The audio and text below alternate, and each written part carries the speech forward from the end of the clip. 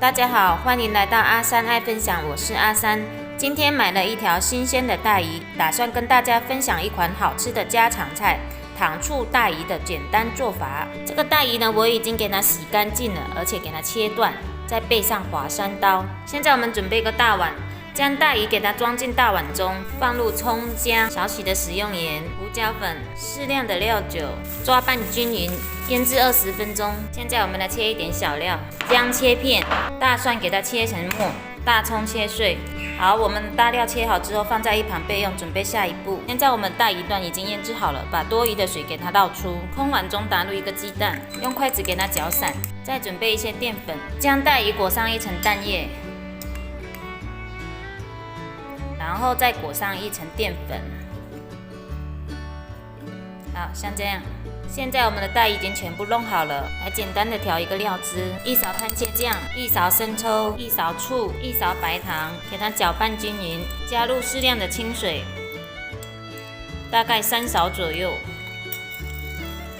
好，放着一旁备用。锅中倒入适量的食用油，用筷子试一下油温，像这样子旁边起小泡泡，我们就可以放入带鱼。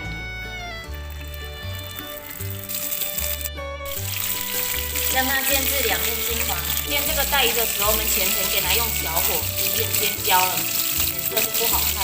好，我们的带鱼炸成这样就可以了。现在我们给它捞出备用。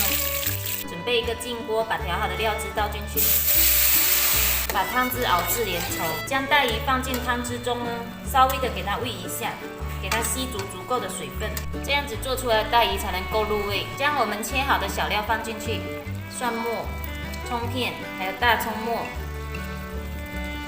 好，翻炒几下就可以出锅啦。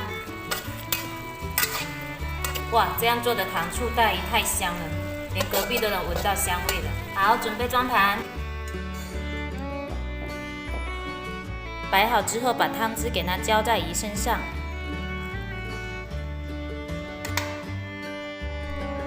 糖醋带鱼酸甜开胃，再配上一碗白米饭，最佳不过了。